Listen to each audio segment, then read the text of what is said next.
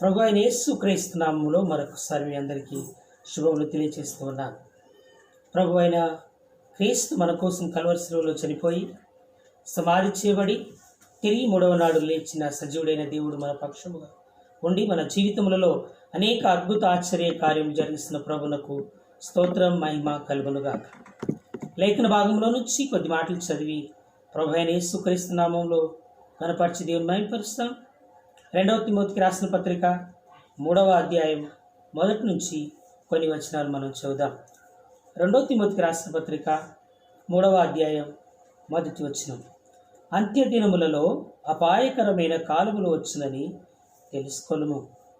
మనము అంత్యకాలమైన దినములలో ఉన్నామని, అపాయకరమైన కాలములు వచ్చునని తెలుసుకోవాలని లేఖనములో మనకు రాయబడింది.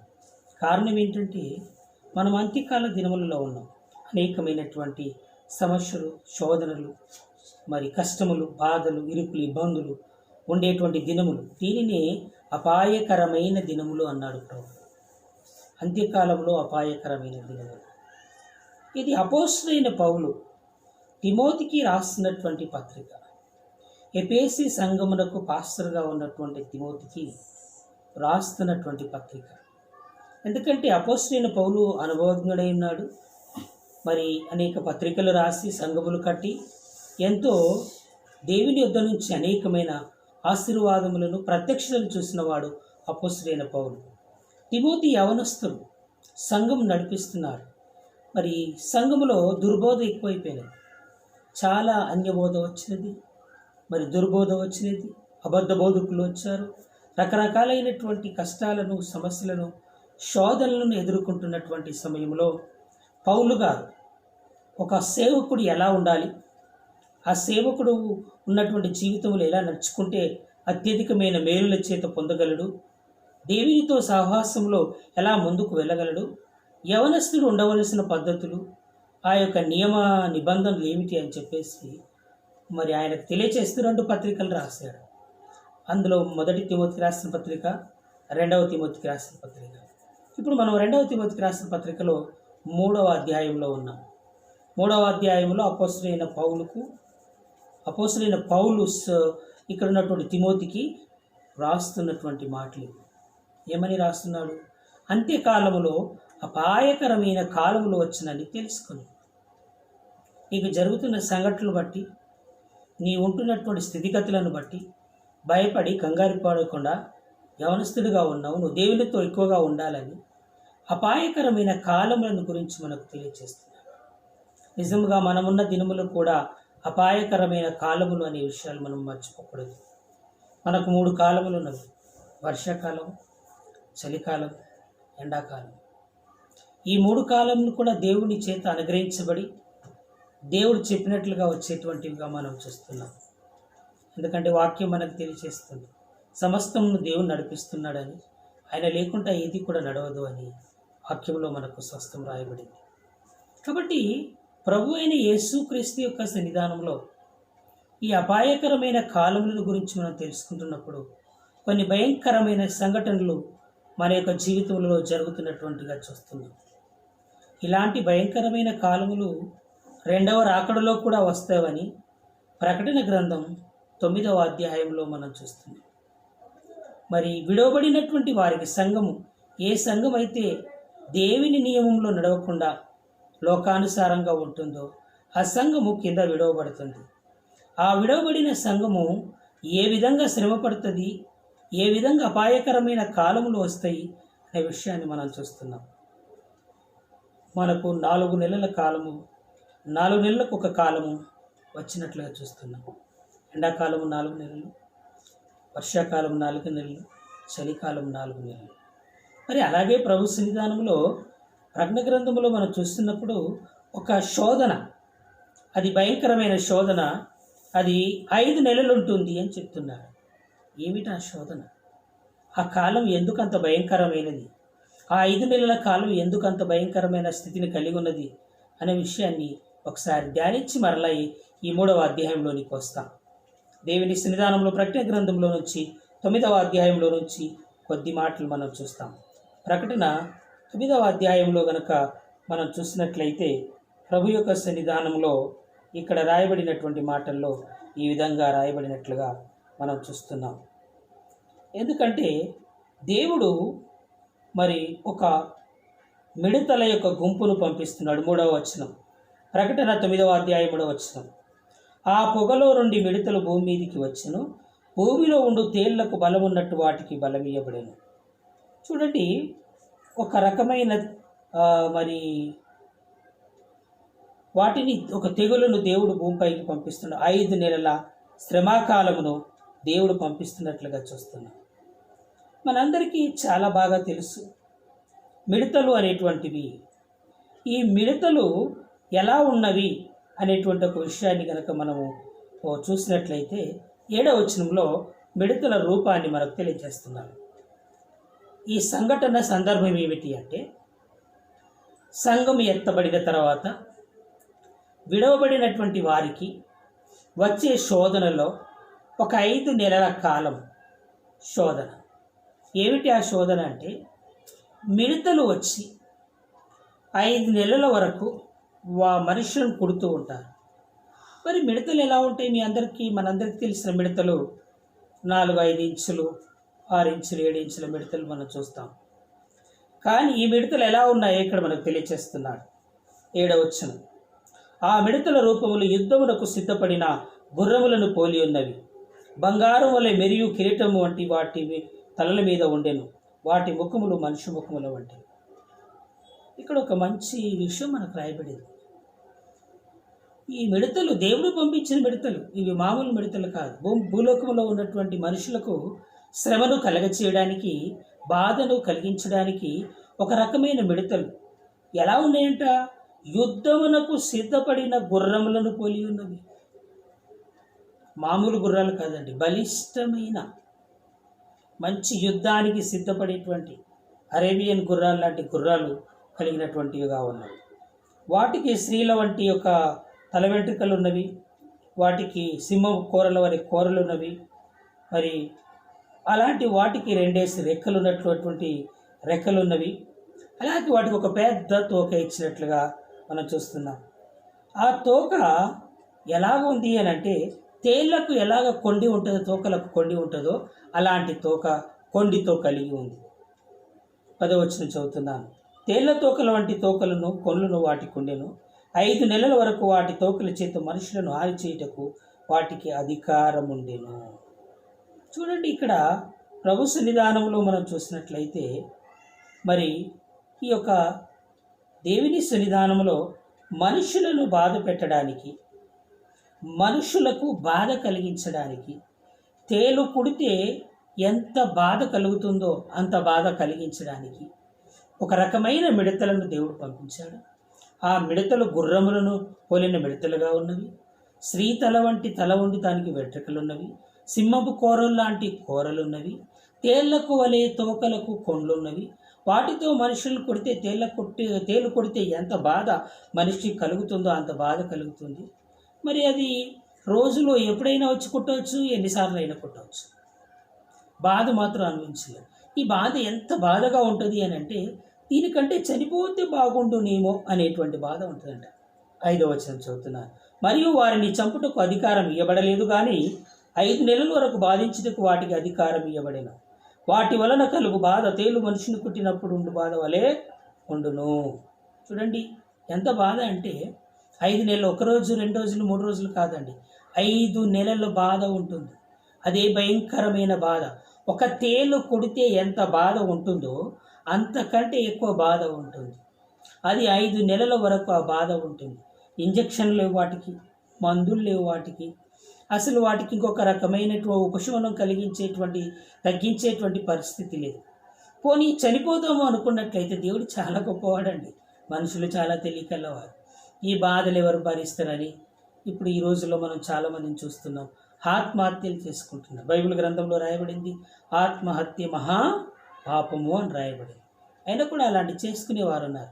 అప్పుడు కూడా అలాంటి వారు ఉంటారేమో అని 6వ వచనంలో మనం చూసినట్లయితే, ఆ దినములలో మనుషులు మరణమును వెతుకుతురు కానీ అది వారికి దొరకనే దొరకదు. మనుషులందరూ కూడా ఎవరైతే ఈ బాధలు అనుభవిస్తున్నారో వారందరూ కూడా మరణాన్ని వెతుకుతారంట, కానీ మరణం దొరకదు. ఒక స్పీడ్గా వస్తున్న బస్సుకు ఎదురుగా పోయి గుద్దుకుంటావు. విచిత్రం ఏంటంటే మళ్ళీ నువ్వు లేచి చూసేసరికి ఆ బస్సు నీ మీదకి వెళ్ళిపోతుంది. నువ్వు లేచి చూసేసరికి మరణం అనేది నీకు లేదు, మళ్ళీ యథాప్రకారంగానే ఉంటుంది. గల కారణం ఏంటి అంటే మరణం మనకు దొరకదు. చావు వలనని ఆశపడుతురు కానీ మరణం వారి యుద్ధ నుండి పారిపోవును.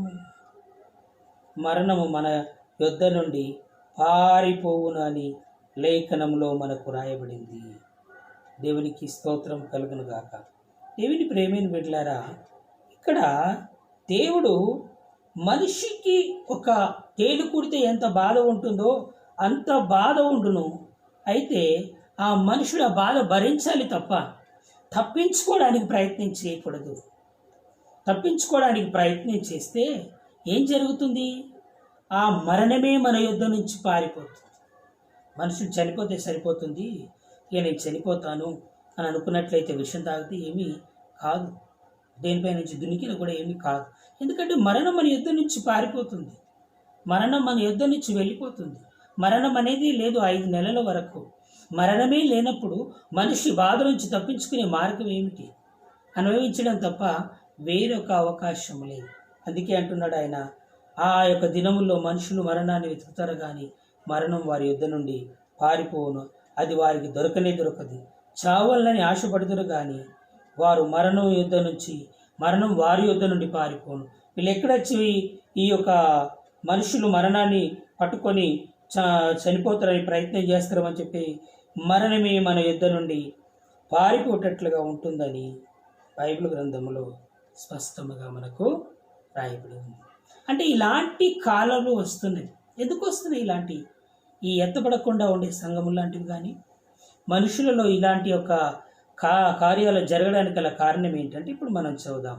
మరలా మనము దేవుని విధానంలో ఈ యొక్క 2 తిమోతి దగ్గరికి వచ్చినట్లయితే అక్కడ వాక్యములో మనకు రాయబడి ఉంది, అంత్యదినములలో అపాయకరమైన కాలములు వచ్చినని తెలుసుకొను.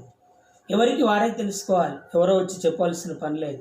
పరిస్థితులను బట్టి, శ్రమలను బట్టి, శోధనలను బట్టి, ఇరుకులను ఇబ్బందులను బట్టి, మనకు కలుగుతున్నటువంటి కష్టాలను బట్టి ఈ యొక్క శోధన మన దగ్గరికి వస్తుంది అని మనమే తెలుసుకునేటువంటి వారంగా ఉండాలి. ఏలే అనగా ఎందుకు ఇలా రావడానికి గల కారణం ఏంటి? ప్రతి దానికి ఒక కారణం ఉంటుంది, ప్రతి సమస్యకు ఒక మార్గం ఉంటుంది, ప్రతి సమస్య వెనకాల ఒక తప్పిదం ఉంటుంది, ప్రతి శ్రమ వెనకాల, ప్రతి శోధన వెనకాల ఒక మేలు ఉంటుంది. కాబట్టి ఎందుకు ఇలా వచ్చింది అనేది ఆయనే చెప్తున్నారు. 2వ వచనం, ఏలయనగా మనుషులు స్వార్థప్రియులు. మానవుడిలో స్వార్థం పెరిగిపోయింది. తరతరములకు ఆస్తిని సంపాదించాలనే ఆశ పెరిగిపోయింది.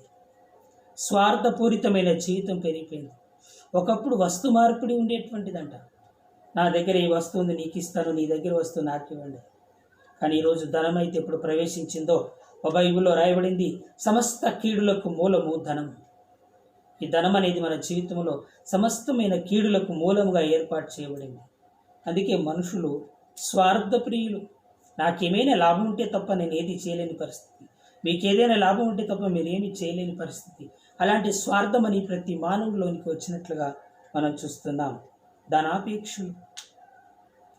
ధనము లేకుంటే మనకు ఒక్క నిమిషం కూడా గడవదు, ఏది జరగదు. కానీ ధనం మీద అపేక్ష కలిగిన వారముగా, ధనాపేక్షలుగా, ధనం అంటే అపేక్ష కలిగిన వారముగా ఉండకూడదు. ధనం మన జీవితంలో ఒక భాగం మాత్రమే, అంతేగాని మన జీవితమే ధనమైపోకూడదు, మనమే ధనమైపోకూడదు. ఎందుకనంటే ధనము అనేది మనలో ఒక భాగం మాత్రమే, కొంతవరకు మనకు పనిచేసేటువంటిది మాత్రమే.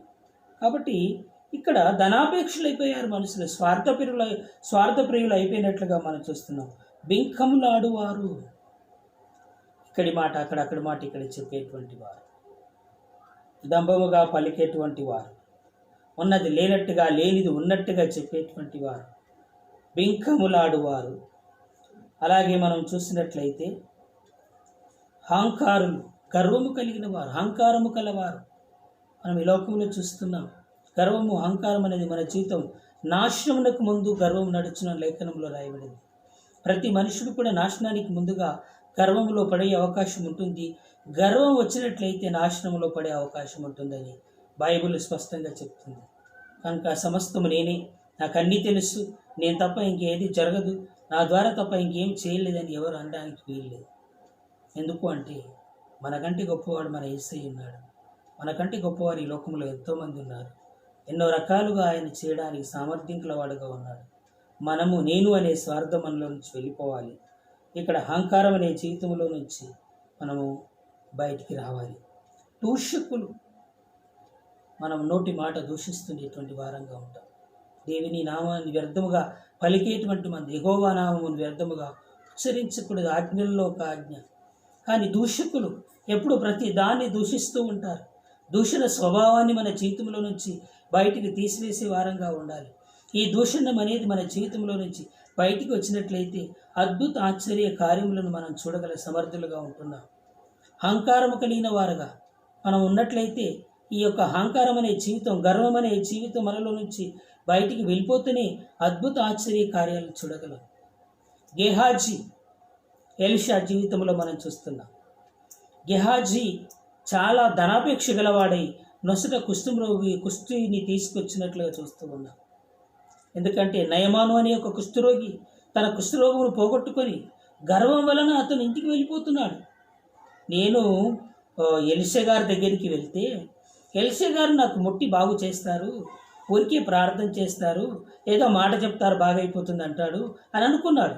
తన ఇంటి దగ్గర తన పని చేసేటువంటి ఒక పని అమ్మాయి చెప్పింది, మా దేశంలో అయ్యా ఓ పాస్టర్ గారు ఉన్నారు, ఆయన దగ్గరికి వెళ్తే నీ రోగం బాగుపడుతుంది.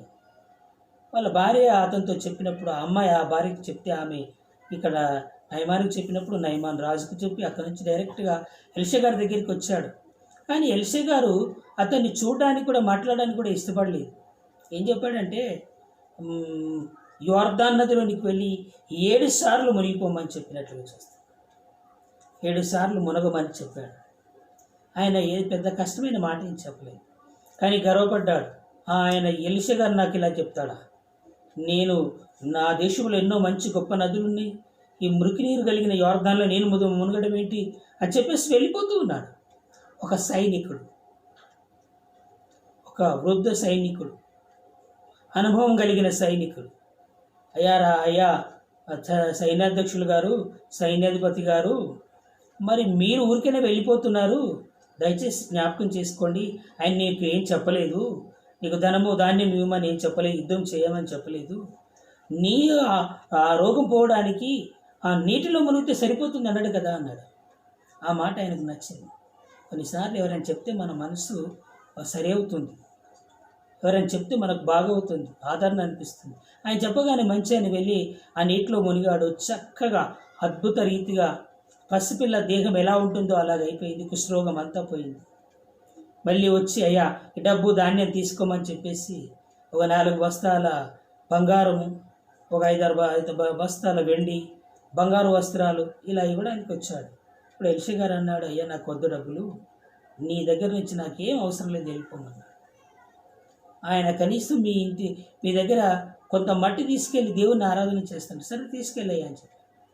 కానీ ఆయన దగ్గర ఉన్న గెహాజీ ధనం మీద ఆశ, సేవకైతే వచ్చాడు కానీ ధనం పైన ఆశ పోలేదు. ఇంకా ఈ ధనం పైన ఆశ చేత ఆయన దగ్గరికి వెళ్ళి అబద్ధమాడి ఆ ధనాన్ని తీసుకొని వచ్చి తన రూమ్లో పెట్టుకున్నప్పుడు ఎలీషా అడిగాడు, గెహాజీ ఎక్కడికి వెళ్ళావు?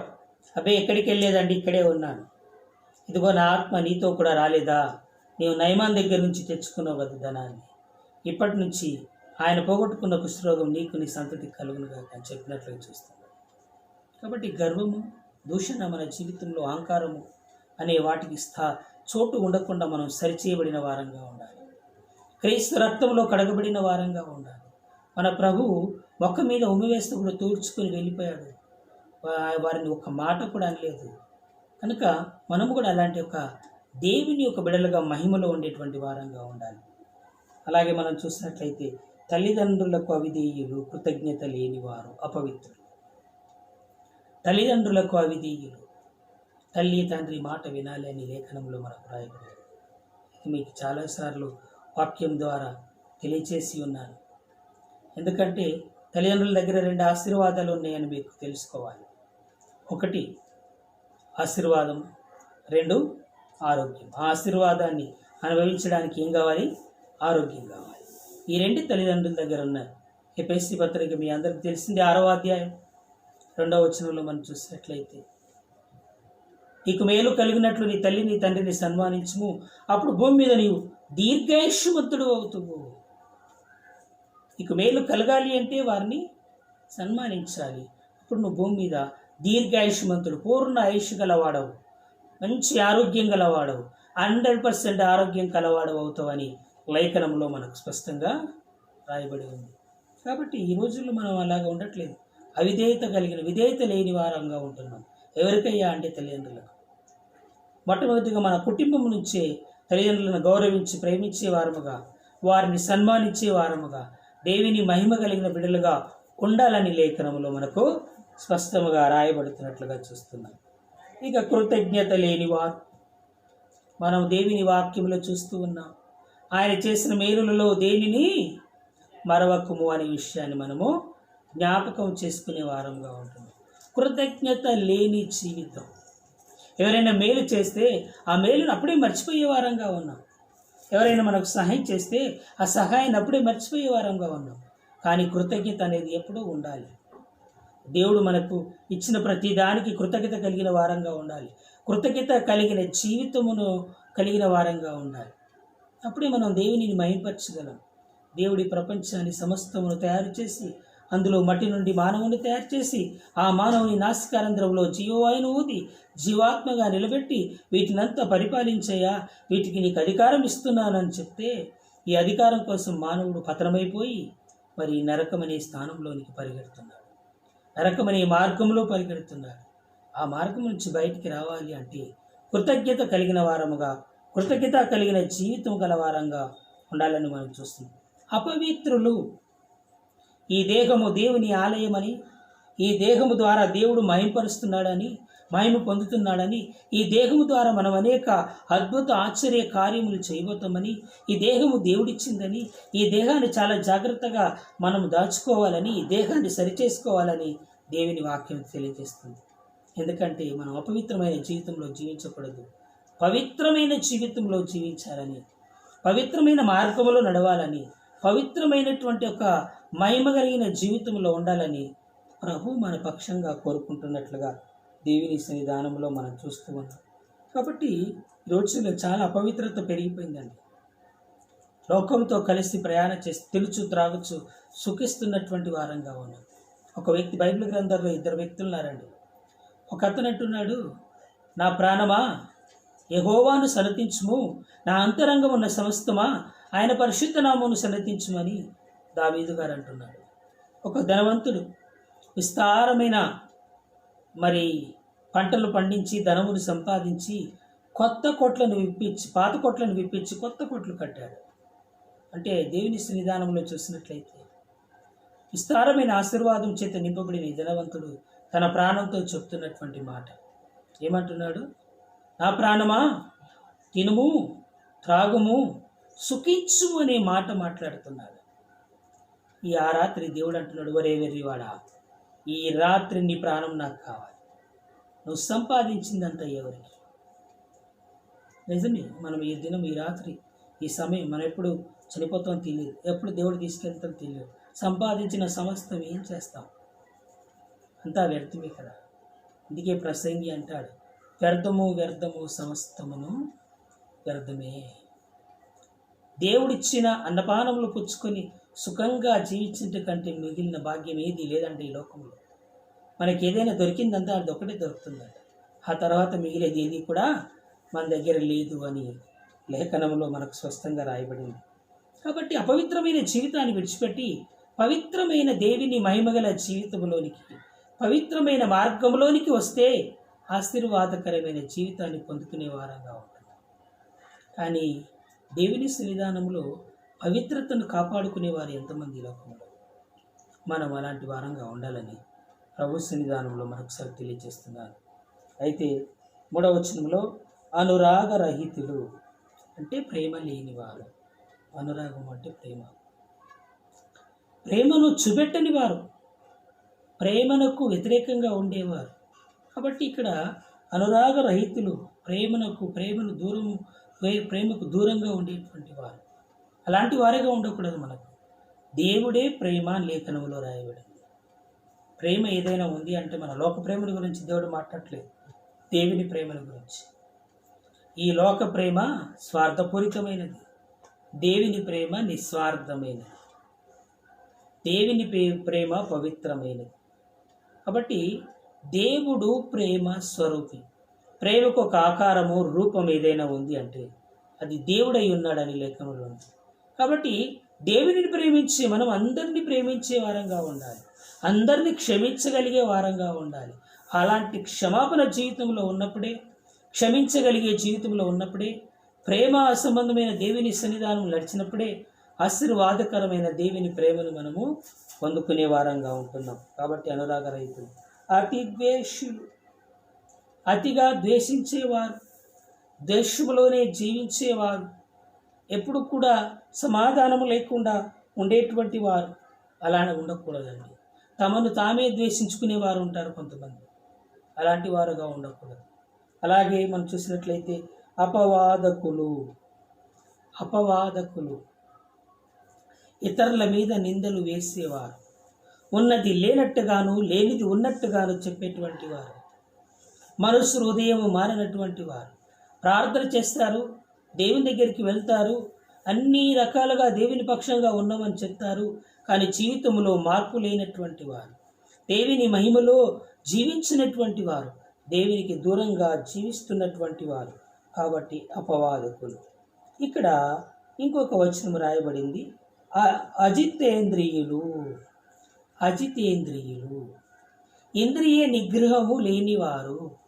ఇంద్రియ నిగ్రహం అంటే మనకు జ్ఞానేంద్రియాలు లేక పంచేంద్రియాలు అని 5 జ్ఞానేంద్రియాలు ఉన్నాయండి. 1 కళ్ళు, 2 చెవులు, 3 ముక్కు, 4 నోరు, 5 స్పర్శ. ఈ 5ంటిని ఏ మానవుడైతే జయించగలుగుతాడో ఆ మానవుడు తన జీవితంలో అద్భుతమైన కార్యములను చూడగల సమర్థం. వీటిని జయించగలిగే వారముగా మనం ఉండాలి. ఒక యవనస్తుడు ధర్మశాస్త్రోపదేశకుడు అని లేఖనంలో రాయబడింది. ఈ ధర్మశాస్త్రోపదేశకుడు యేసుప్రభు దగ్గరికి వచ్చి, ప్రభువా, నేను పరలోక రాజ్యం వెళ్ళాలంటే ఏం చేయాలి అన్నాడు. ఆయన, నీ తల్లిదండ్రులను నీవు ప్రేమించలే? అది చిన్నప్పటి నుంచి చేస్తున్నాను ప్రభా. నీ దేవుడైన యెహోవాను నీ పూర్ణాత్మతో, నీ పూర్ణ మనసుతో, నీ పూర్ణ బలముతో నువ్వు ఆరాధించాలి. అది కూడా చిన్నప్పటి నుంచి చేస్తున్నానండి.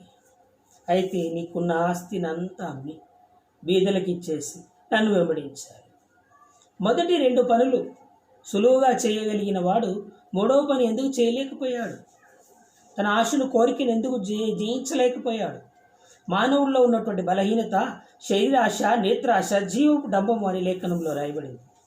ఈ 3 మన జీవితంలో నాశనంగా తీసుకెళ్తున్నవి. ఈ 3 మనం లోకలతో నడిచినట్లుగా మన జీవితాన్ని నడిపిస్తున్నవి, సాతాను మార్గంలోనికి, నరక మార్గంలోనికి తీసుకువెళ్తున్నవి. కాబట్టి ఈ శరీరేచ్ఛలను జయించాలి. నేత్రాశ, నేత్రము కనబడిన ఆశను జయించాలి. జీవపు డంబం, బాగా ఘనంగా ఉండాలి అనేటువంటి డంబమైన జీవితం మనకు అవసరం లేదని గుర్తు చేసుకోవాలి. ఎందుకనంటే దేవుడు మనతో ఉన్నప్పుడు, ఆయన ఈ భూలోకంలోకి వచ్చినప్పుడు ఆయన చెప్తాడు, ఇక్కడ నాకు ఉండడానికి స్థలము లెక్కలకు బొరియలు గలవు, కానీ మనిషి కుమారుడికి స్థలము లేదయ్యా అని చెప్తాడు. ఒక వ్యక్తి వచ్చి, నేను నీతో కూడా వస్తాను ప్రభు అంటే, నాకే స్థలం లేదు, నువ్వెలా వస్తావా అని చెప్పిన మాటను చూస్తున్నాను. ఎంత దీనుడుగా వచ్చాడు, ఏమీ లేనివాడుగా వచ్చాడు.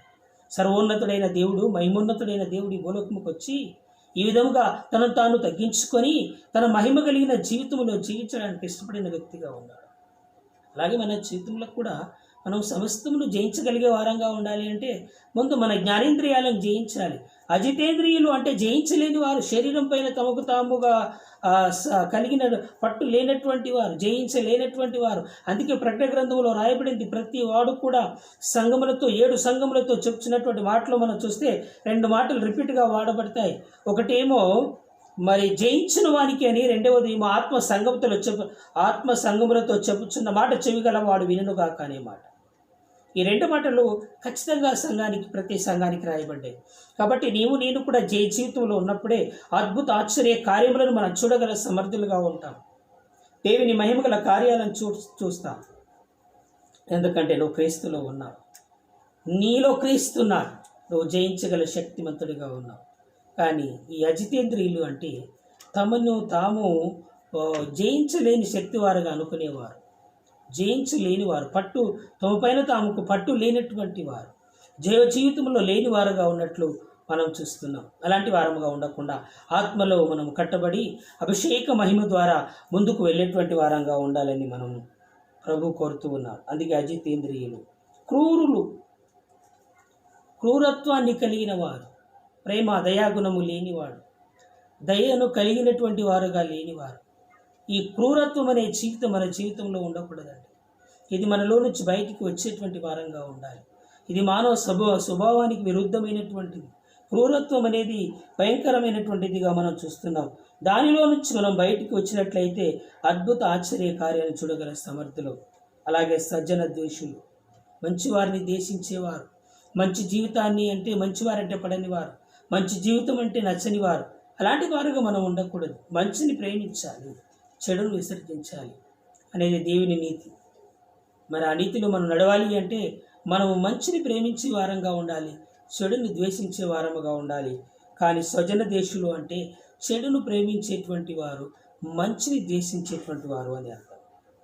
అలాగే ద్రోహం చేసేవారు, నమ్మక ద్రోహం చేసేవారు, నమ్మకంగా ఉంటూనే ద్రోహం చేస్తారు.